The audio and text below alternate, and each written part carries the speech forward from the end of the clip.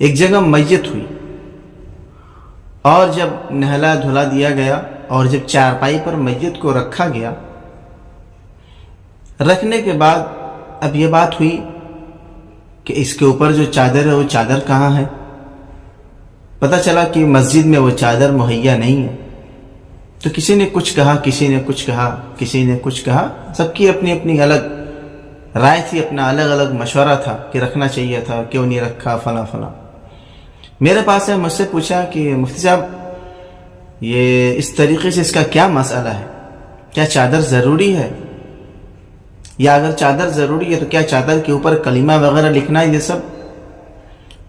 تو میں نے بتایا، اور آپ لوگ بھی یہ جان لیجئے کہ میت کے اوپر سادی اور بغیر لکھاوٹ والی چادر جو ہے اس کے اوپر ڈال کر آپ قبر تک لے جا سکتے ہیں، وہ بھی کب؟ جب کہ دھوپ وغیرہ ہو، ورنہ بالغ مرد یا نابالغ بچہ یا نابالغ بچی ان کے لیے ضروری نہیں ہے۔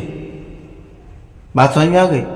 اور دوسری بات، اگر رکھتے بھی ہیں تو بعض جگہ میں نے دیکھا ہے کہ وہ لمبی لمبی آیتیں لکھی ہوتی ہیں پوری، کہیں کہیں تو آیت الکرسی لکھی ہوتی ہے، کہیں کہیں تو کلمہ لکھا ہوتا ہے۔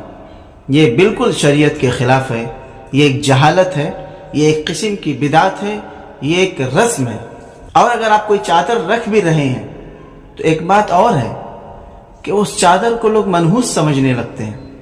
جب چارپائی واپس آتی ہے اور وہ چادر جب گھر میں جاتی ہے تو استعمال نہیں کرتے، وہ اٹھا کر کسی غریب اور کسی فقیر بیچارے کو دے دیتے ہیں کہ وہ استعمال کر لے گا۔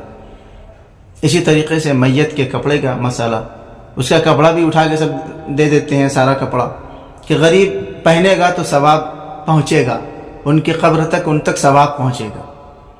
لیکن یہ سمجھ میں نہیں آتی کہ جب وہ مرنے والا، وہ میت جب وراثت میں سونا چاندی روپیہ پیسہ چھوڑتا ہے تو آپس میں لوٹ گھسوٹ کیوں ہو جاتا ہے؟ میرے عزیزوں، مرنے والے کے کپڑے کو کچھ لوگ منحوس سمجھتے ہیں، کچھ لوگ اس سے کراہیت اختیار کرتے ہیں۔ یہ سراسر جہالت اور بدعت ہے کہ وہ بیچارہ جب دنیا سے گیا، آپ تک جو لباس وہ چھوڑ کر گیا، اور وہ لباس جو آپ تک چھوڑ کر گیا، آپ اس کپڑے، اس لباس کو منحوس سمجھتے ہیں۔